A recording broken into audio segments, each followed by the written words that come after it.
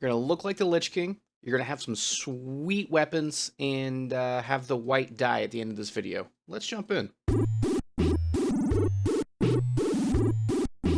How's it going, folks? Welcome back to the channel. Today, we are talking about the Frostcursed armor in Crimson Desert. This is one of the easiest, it's not necessarily really supposed to be an early game armor set that you can get, but it's very easy to get. It's got some great stats. It is just wide open with slots, and it's got some pretty solid resistances. So let's jump into how to get it. So this is the entire armor. I'll let you see it real quick. And like I said, I do have that white on it as well. We will go over that later in the video. I like white. White's my favorite color. So as soon as I found that, I actually don't use the helmet or chest regularly.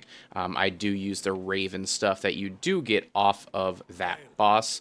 But this helped me get through it to it, and just looks really sweet, especially if you are into like that Wrath of the Lich King. You can definitely get this like into the blues and blacks pretty easily to really match that if you are into that. So checking out the stats here, you can go to the refinement information. So if we go to our full refinement here, you get daze immunity. I think you get that right off the bat. Yeah, you get that right off the bat. But at level 10, you are going to get 21 defense from the helmets. You are going to get the Frostcursed plate is actually maxed out. You can't level that up anymore. So the 14 is the highest you get, which is why I swapped it out with the leather from the Raven boss. The Frostcursed plate cloak, that sits at 3 defense, 5 ice resistance, does not level up. The plate gloves, however, you can upgrade, and at level 10, you get 37 attack, 19 defense. These are also not the Abyss items that come with it. I have swapped those out. And then the plate boots end at 35 attack, 19 defense, just so you can have all of that as well. So getting these items, again, is not very hard at all. You just have to hit a series of spots up north here. Yep, all kind of in this area-ish. So our, oh wait, no, it's this area right here. So they're all kind of strewn about in this area. Our first one is going to be our Sanctum of Expiation. This is actually probably the hardest one to start. So with the Sanctum of Expiation, what you are going to do is you are going to clear it all out and then go to this little area here. You're going to then pull out your sword and do your kind of blinding light, focus the energy, and destroy those vines. That way it clears out that little area there. Then you're going to just kind of pop down, crouch in, go forward, and then go right. Left is actually booby-trapped, so you don't want to do that. Go right one more time, and then at the end of this little hallway, you are going to find your treasure chest, and boom, you've got your cloak. You actually can't get back out of here, so what I did is just kind of kill myself. You could probably fast travel out, but I did kill myself, come out the checkpoint, and get out of there. I don't know how to get out. If you do know how to get out, let us know in the comments. After that, we are going to go to Chattering Rocks right here, and once you get there, you're going to go over and find a little area. It's actually behind like some vines and a wall. Pretty easy to miss, and a lot of the things in this game are very easy to miss, so you always want to look around when you do find a new area. Just try to find a little secret area. Sometimes you've got to do like a quick little puzzle, like turn on a torch to get into a little area, but go behind the vines and go in. You will find a treasure chest.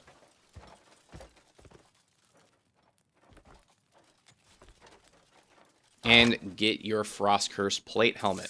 After that, we are going to go over to Lunar Spirits. Grotto over here to the right. So you can just follow my map there, and it is going to be behind a waterfall. So once you get over there, you are going to want to jump down and find that little pillar. You're going to see these pillars outside of waterfalls, and that just means that you can go into that waterfall. Right there to the left, you'll see that little stack of rocks pillar.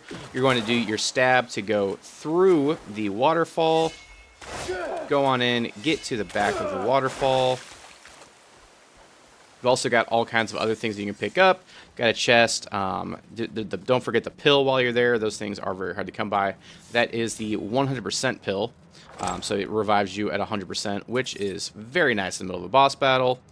Open the chest and get your Frostcursed plate gloves. After that, we're actually not going to go too far. We're actually just going to go to the Well of Tragedy, which is just up north. You can follow the river and get to your Well of Tragedy grotto right here. Just follow my path if you want to. Make sure you get out first, and then you can just run. It's not too far of a run. Just follow the water, kind of get you there pretty easy. And then once you get over there, you will find the next waterfall. As you see on the bottom right there, you see the pillar. That lets you know that you want to go in on that side of the waterfall. Stab your way in. Go to the back. Find the chest.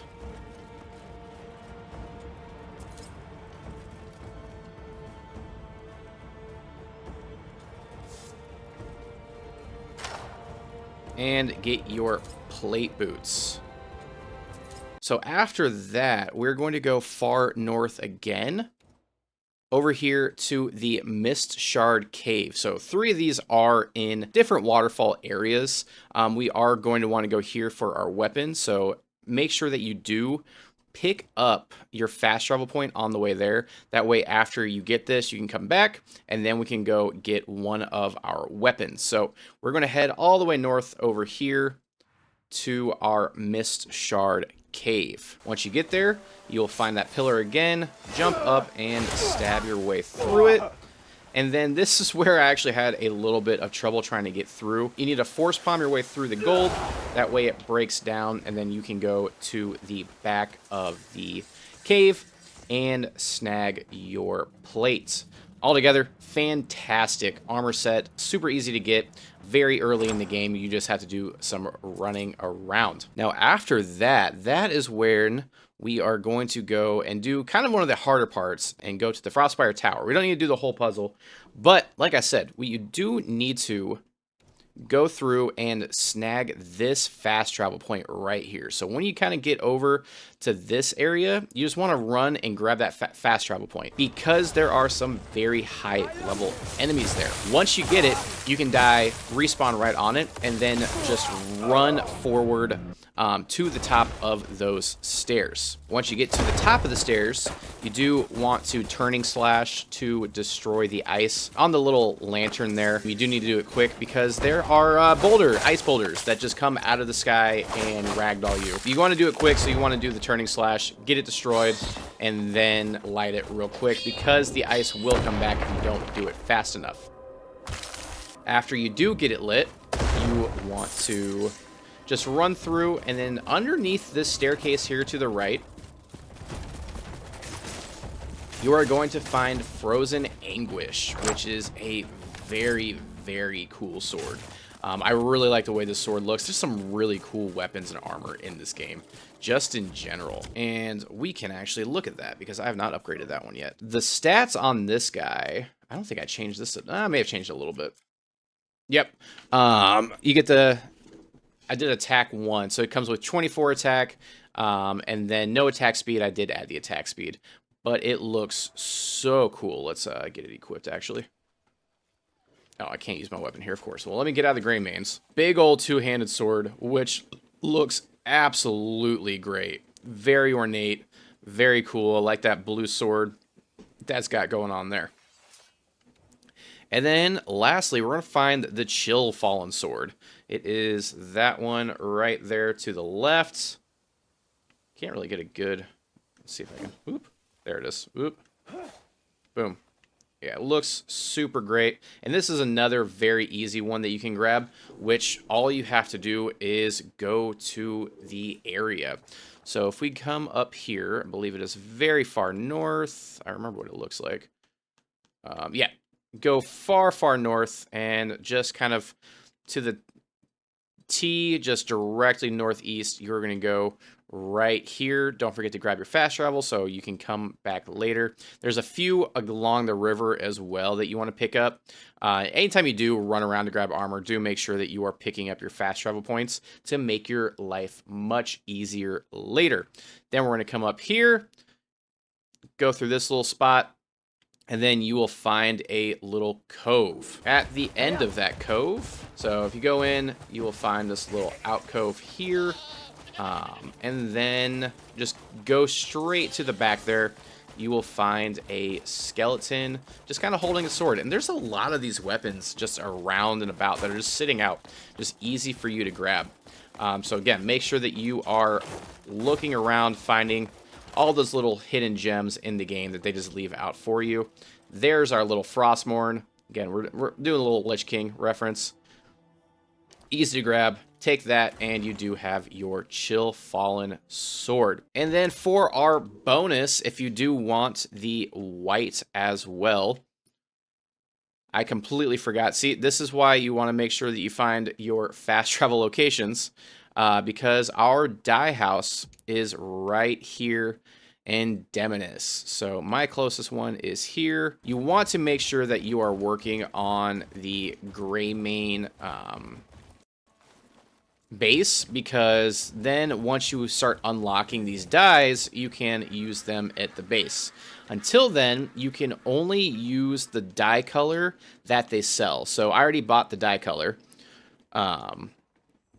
in here. So if we die, these are all the blues that he has. So when you buy blue, you get all of these blues right here.